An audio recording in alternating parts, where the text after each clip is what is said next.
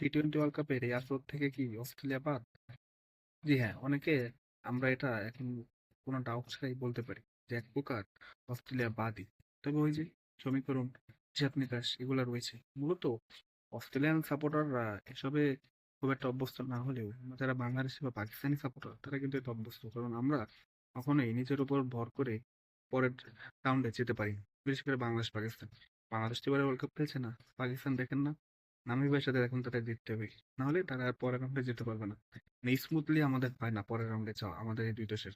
এখন অস্ট্রেলিয়াও দেখছি গতবারের আপনার টি-টোয়েন্টি ওয়ার্ল্ড কাপে বাংলাদেশের উপর তারা তাকিয়েছিল যে বাংলাদেশ যদি আর্জেন্টিনাকে হারায় সেক্ষেত্রে তারা পরের রাউন্ডে যাবে, বাট বাংলাদেশ পারেনি, এই জন্য তারাও বাদ হয়ে গিয়েছিল।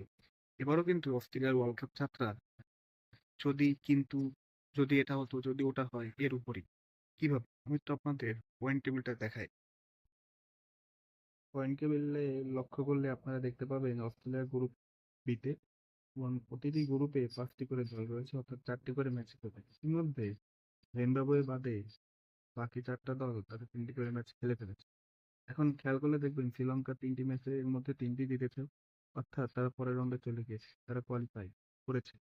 এখন অস্ট্রেলিয়ার পয়েন্ট দেখবেন যে 3 ম্যাচে তাদের পয়েন্ট 2, জিম্বাবুয়ের 2 ম্যাচে 4, অর্থাৎ জিম্বাবুয়ের আয়ারল্যান্ডের সাথে এবং শ্রীলঙ্কার সাথে ম্যাচ হয়েছে। জিম্বাবুয়ে যদি এই দুটো ম্যাচের মধ্যে একটি ম্যাচ জিতে যায় সেক্ষেত্রে অস্ট্রেলিয়া ওমানকে যত বিশাল ব্যবধানে হারাক না কেন, তারা কিন্তু পরের রাউন্ডে যেতে পারবে না। কারণ জিম্বাবুয়ের একটি ম্যাচ জিতলে পয়েন্ট 6 হয়ে যাবে, সেক্ষেত্রে শ্রীলঙ্কা এন্ড জিম্বাবুয়ে কোয়ালিফাই করবে এই গ্রুপ থেকে। বাট যদি জিম্বাবুয়ে দুটি ম্যাচই হারে সেক্ষেত্রে আয়ারল্যান্ডের পয়েন্ট কিন্তু আবার 4 হচ্ছে, কারণ আয়ারল্যান্ড জিম্বাবুয়ে দুটি ম্যাচ হারতে হলে জিম্বাবুয়েকে তো আয়ারল্যান্ডের কাছে হারতে হবে, সেক্ষেত্রে আয়ারল্যান্ডের পয়েন্টও 4 ম্যাচে 4 হয়ে যাবে এবং অস্ট্রেলিয়ারও 4 ম্যাচে 4 হয়ে যাবে এবং জিম্বাবুয়েরও 4 ম্যাচে 4 পয়েন্ট হবে। সেক্ষেত্রে নেট রান রেট কিন্তু ভূমিকা পালন করবে খুব ক্ষেত্রে।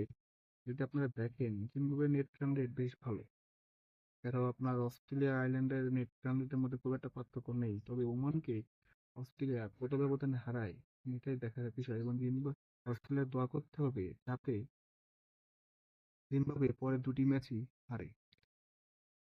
তো দেখতেই পেলেন কত কিন্তু যদি এসবের মধ্যে পড়ে গিয়েছে মাইটি অস্ট্রেলিয়া।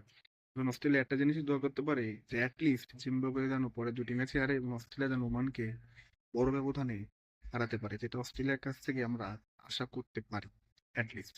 তো দেখা যাক কি হয়, জানাবেন আপনারা আপনাদের মতামত।